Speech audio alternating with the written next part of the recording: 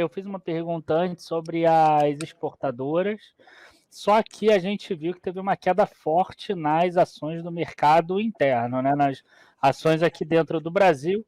Enfim, shoppings ficaram fechados por 2 meses e meio, às vezes até 3 meses, alguns ainda estão fechados. A gente teve, enfim, educacionais caindo, locadoras de veículos.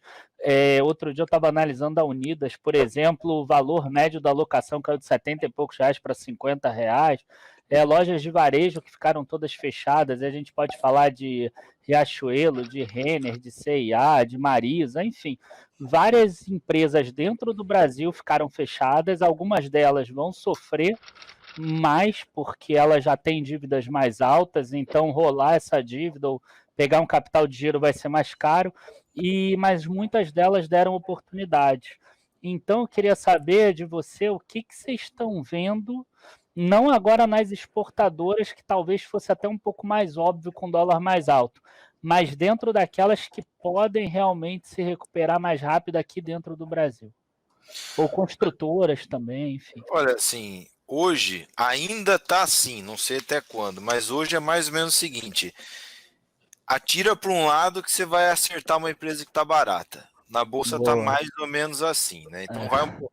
Depois, não. Acho que até banco, que a gente sempre ficou muito longe, a gente não tem coragem de dizer que o banco tá caro. O banco tá barato, né? Já vai de preferência sua de se quer ter no portfólio, se tem alguma coisa melhor ou não. Então, as coisas tendem a estar baratas. O que a gente está evitando?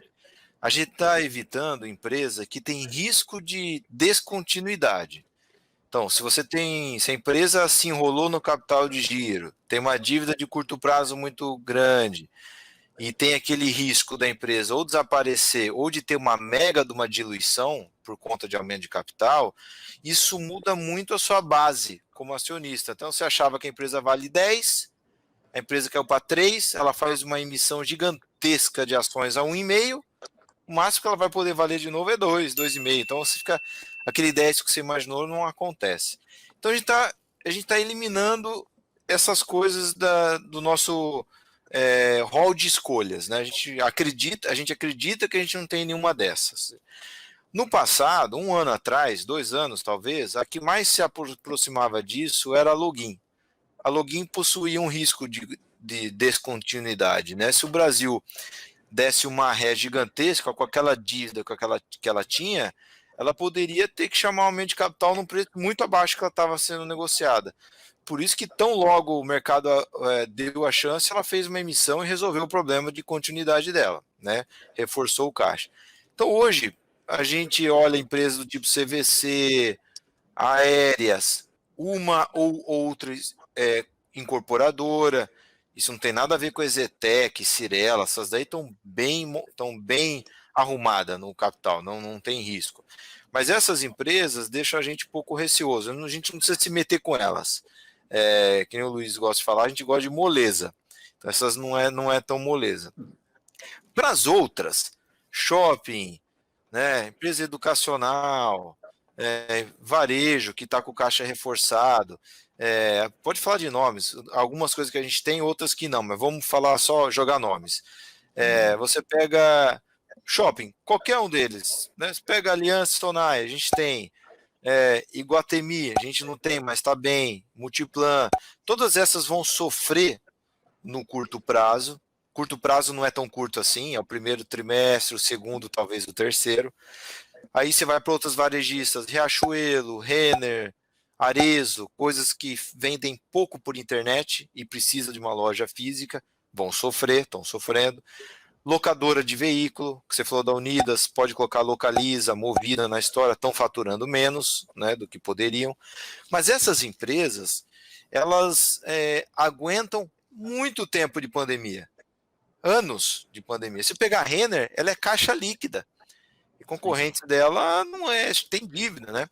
Então, em algum momento, se vai ser julho, agosto ou junho, a gente não sabe, setembro, mais tardar, quando começa a reabrir algumas lojas, começa a ter atividade de novo, a queima de caixa diminui, né? Você começa a ter até alguma geraçãozinha, mas a empresa está ali, está de pé. E quando você vê o impacto que a crise teve na empresa foi um trimestre horroroso no primeiro TRI, um pior ainda no segundo. É bom que as pessoas saibam que as empresas que estão sendo afetadas pela quarentena vão ter um resultado pior no segundo TRI. O primeiro pegou janeiro estava voando, janeiro foi cheio. Agora, o segundo TRI tem grande chance de ser pior, mas tudo bem. Você vai perder o primeiro TRI, o segundo TRI, um terceiro TRI meia boca e um quarto talvez seja ok. Vamos imaginar assim. É um ano ruim, mata o ano de 2020. Se você matar o ano de 2020 de uma empresa que não tem risco de descontinuar, o que você retirou dela de verdade? Você tirou 7, 8, 5%, 6% de valor dela. É mais ou menos o quanto que representa o primeiro ano no cash flow de uma companhia. É mais ou menos isso. Companhia que cresce muito, o ano de 2020 representa pouco. Uma empresa que é mais estável, o ano de 2020 representa mais. Então vai 10% na estável e uma que cresce muito, o ano de 2020 é 3, 4%.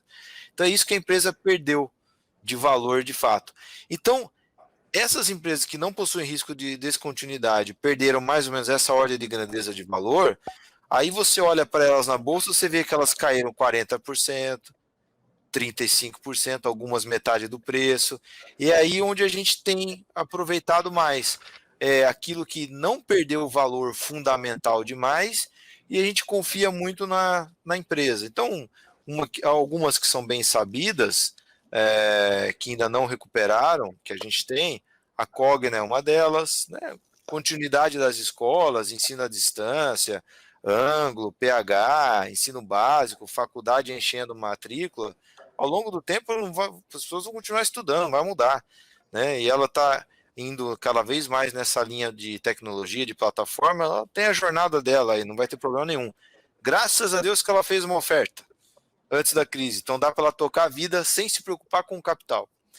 Se você vai para Localiza, vai para Renner, vai para Allianz, vai para Arezzo, tudo a mesma coisa, tudo a mesma lógica. Então aí, nas empresas voltadas para o mercado doméstico e que não tem risco de continuidade, onde a gente tem se aproveitado mais para comprar. E aí, assim, o limitante para nós é confiança naqueles executivos, confiança naqueles controladores ali, porque a gente não consegue abraçar o mundo, né? A gente não consegue ter profundidade de análise em todas as empresas da Bolsa no mesmo nível, né? Então a gente fica naquilo que a gente chama círculo de competência, conhece quem toca, sabe quem é o dono, quem é o conselheiro e tal. Mas isso deixa de fora do fundo um monte de oportunidade boa, assim. Só que a gente não tá tão, né, afiado, né, na empresa. Então, por exemplo, das 3 locadoras de veículos, a que a gente é mais próxima é a Localiza. Mas a gente viu o pouco que a gente conversou já não é tão pouco, mas o pouco que a gente conversou com a Unidas e com a Movida, pô, elas estão jóia também. Não tem problema, a gente vai, não, é que não precisa ter as 3.